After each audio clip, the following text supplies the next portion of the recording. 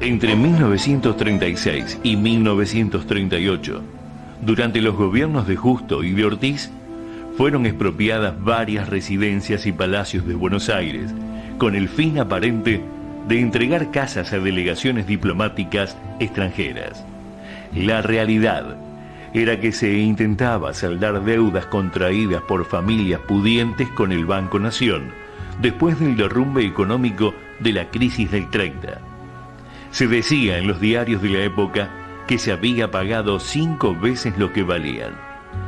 Así pasaron a manos del Estado el Palacio Errázuriz, en donde se instaló el Museo de Arte Decorativo, el Palacio Anchorena, actual Ministerio de Relaciones Exteriores, entre ellos la Quinta Palacio Unzué, que tenía como destino ser la residencia permanente de los presidentes. El Palacio Unzué era un edificio de estilo francés, rodeado por grandes jardines, en el que se había inaugurado la luz eléctrica en la Argentina. Estaban construidos frente a la avenida Alvear, hoy Avenida del Libertador, con la cochera sobre la calle Agüero, hoy Plaza del Lector, y la entrada del personal de la residencia sobre la calle Austria, hoy el Instituto Nacional Juan Domingo Perón. Sobre la misma calle Austria había una pequeña casa en la que vivía el intendente de la residencia con su familia, hoy un café con Perón. La casa tenía vista al río. En el segundo piso de la residencia presidencial se instalaron el nuevo presidente Juan Domingo Perón y su esposa Evita, el mismo día de la asunción del mando, aquel 4 de junio de 1946. La Argentina comenzaba una revolución en paz como nunca se había vivido hasta ese momento.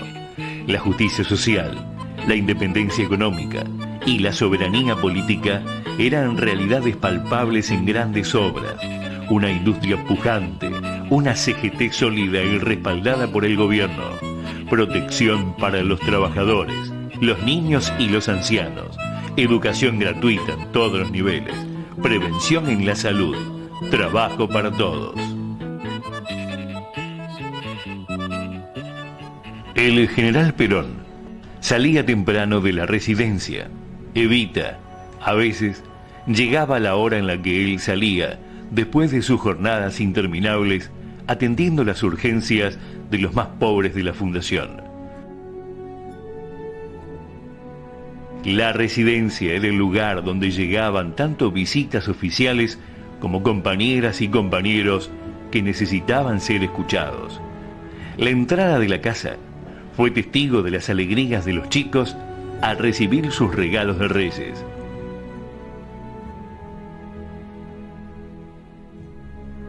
Evita y Perón utilizaban como vivienda íntima el piso superior en donde se ubicaban los dormitorios, una sala de estar y un pequeño comedor.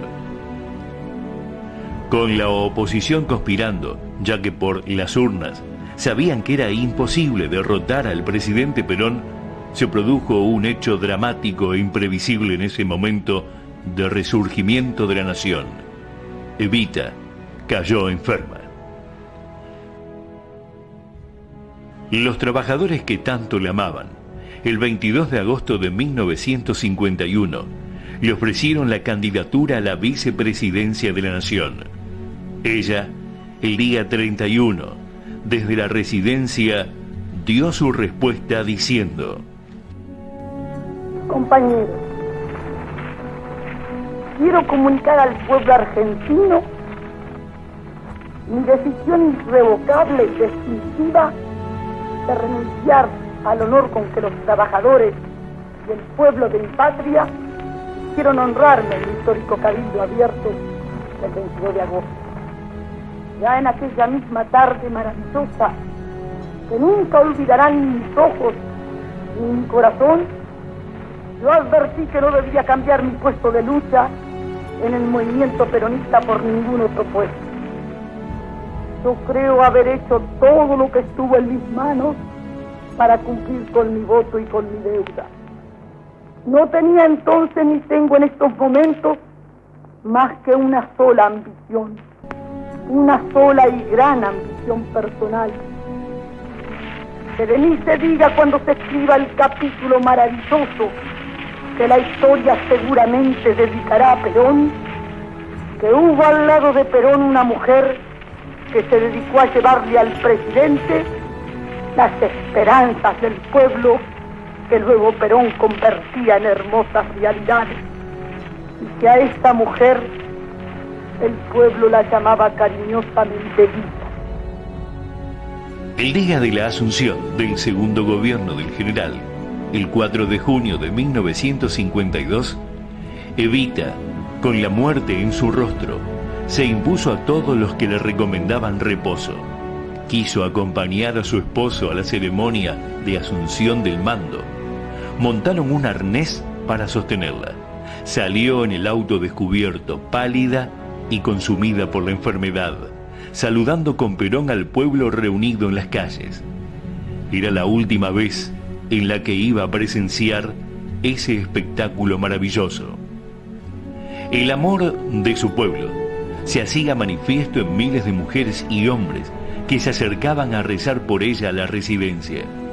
El lugar se convirtió en un espacio de devoción que la oposición no comprendía y comenzó el odio a la residencia en sí, tanto que alguien llegó a escribir sobre la calle Austria: «Viva el cáncer».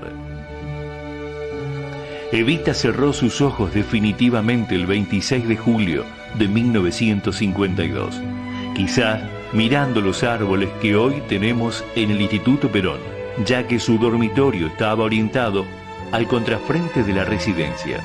Desde allí sacaron su cuerpo, en medio del dolor popular, colas interminables para despedirla, llantos incontenibles le decían adiós a quien les había entregado sus horas de mujer joven. A los 33 años, Evita se iba contra su voluntad.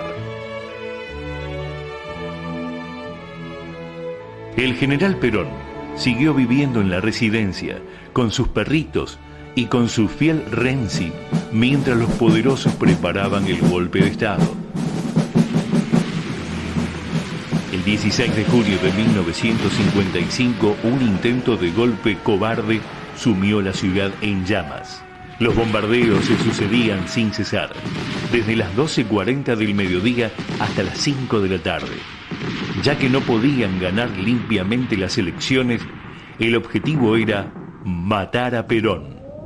Así, las bombas cayeron sobre el pueblo desprevenido en la Plaza de Mayo, sobre la Casa Rosada, el edificio de la policía, el banco hipotecario, y previendo que el presidente podía estar en la residencia, 2 bombas fueron arrojadas, una en Las Heras y Pueyrredón y la otra sobre el jardín de la residencia, que no explotó por haber caído sobre el inmenso gomero que aún hoy está allí con su follaje, quien la contuvo. El asesinato de los 40 escolares que iban en un colectivo, de las personas reunidas en la plaza ese mediodía, de transeúntes ocasionales, dejaron un saldo de 364 muertos y casi 1000 heridos. Los homicidas huyeron cobardemente al Uruguay y nunca pagaron por esos crímenes. Después de esa demostración de lo que eran capaces de hacer, el 16 de septiembre del mismo año volvieron a levantar las armas de la nación, amenazando con volver a bombardear bienes inestimables y vidas humanas. Por eso, Perón decidió evitar el derramamiento de sangre y, presentando la renuncia que le exigían los golpistas, partió al exilio. El golpe de Estado, que se había autotitulado Revolución Libertadora, puso en vigencia un decreto vergonzante, el 4161, que prohibía utilizar imágenes de Perón, de Evita, símbolos del peronismo, cantar la marcha y hasta nombrarlos.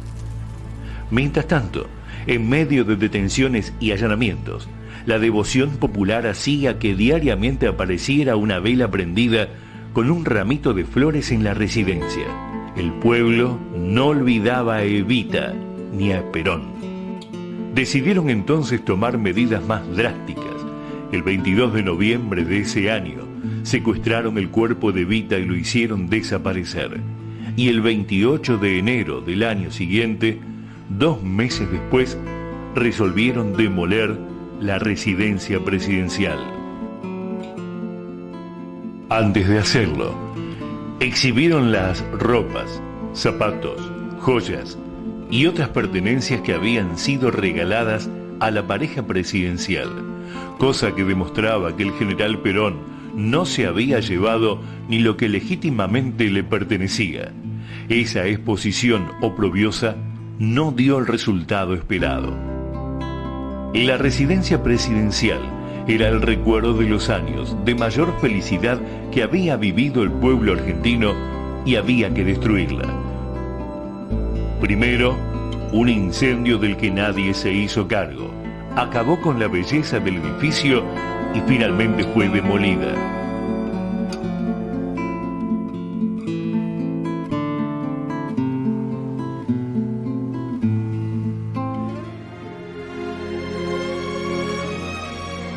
Creían que destruyendo un edificio histórico, arrasando con lo que era parte del patrimonio arquitectónico de la nación, iban a terminar con el peronismo.